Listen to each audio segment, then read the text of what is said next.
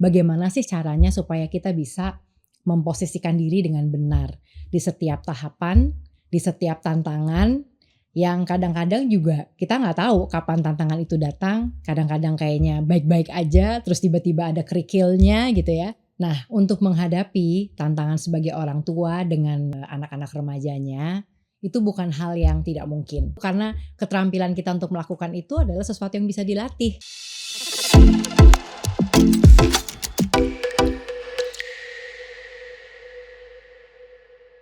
Halo, saya Tari Sanjoyo, saya psikolog keluarga dan pendidik. Saya dan Mindful Act akan berbagi berbagai cerita dan pengalaman mengenai bagaimana menjadi orang tua yang lebih baik untuk anak-anak remaja kita. Selama ini orang-orang berpikir bahwa yang terpenting itu adalah 5 tahun pertama kehidupan anak ya, golden year gitu ya. Jadi memang biasanya orang tua tuh melakukan banyak investasi gitu ya, atau mencurahkan segala perhatian, energi, waktu gitu, terutama di 5 tahun pertama kehidupan anak-anak gitu. Jadi semua diusahakan, banyak banget hal yang berusaha untuk dilakukan untuk anak, terlibat dalam berbagai kegiatan anak, memahami emosi dan sebagainya gitu ya.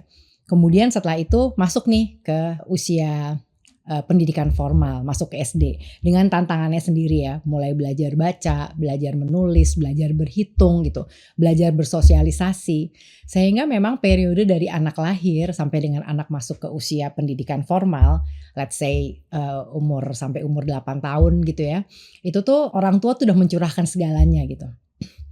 Karena itu tadi, percaya bahwa yang paling penting itu adalah si 5 tahun pertama kehidupan anak gitu. Nah tapi ternyata sebenarnya gitu ya, sebenarnya justru setelah anak-anak sudah lebih bisa menyesuaikan diri dengan proses belajar di 3 tahun pertama usia pendidikan formal, sebetulnya hidupnya anak nih menjadi lebih kompleks kan.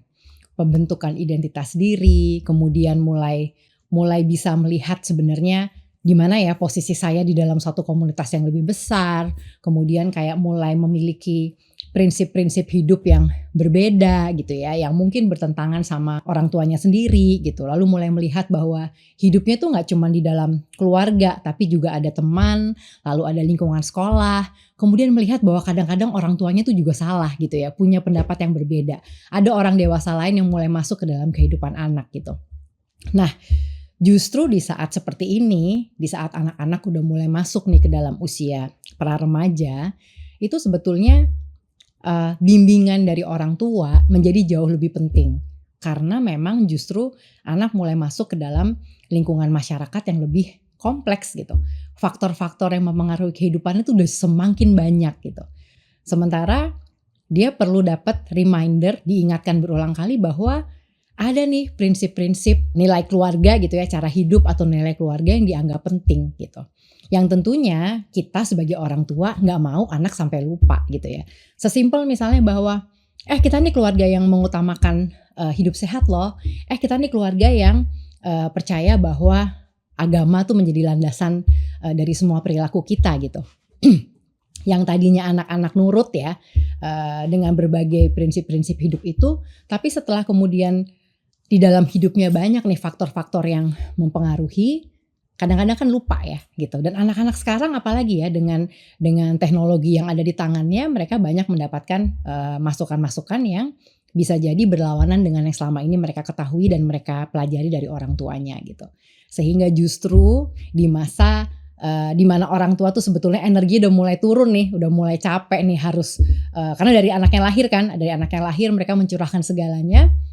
Sampai kemudian sekarang justru pada saat anaknya betul-betul butuh figur orang tua yang otoritatif ya. Jadi bukan otoriter tapi otoritatif. Jadi otoritatif tuh figur yang memberikan aturan, memberikan boundaries atau batasan gitu ya. Itu justru orang tuanya malah semakin mundur gitu ya. Udah kelelahan dan mungkin juga karena sikap anak sendiri yang kalau udah masuk pra remaja tuh udah berbeda kan. Kalau dulu anak pengen tahu segala sesuatunya dari orang tua gitu. Ini kenapa sih Ma, ini kenapa sih Pa gitu ya.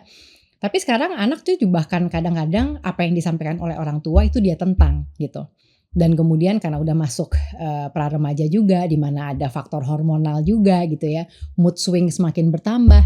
Orang tua kadang-kadang merasa bahwa bukan saya yang gak mau terlibat dalam hidup anak saya atau anak saya yang sudah remaja, tapi anak saya yang udah remaja ini yang menolak saya gitu. Sehingga akhirnya justru di periode di mana anak ini membutuhkan bimbingan dari orang tua, hubungan mereka makin jauh gitu. Itu sebabnya kenapa parenting teens, mendampingi anak secara lebih intens di masa remaja tuh menjadi sesuatu yang sebetulnya sangat penting. Bahkan mungkin nggak bisa dibilang jauh lebih penting ya, tapi dibutuhkan intensitas yang sama seperti pada saat kita orang tua mendampingi anak di 5 sampai 8 tahun pertama kehidupannya.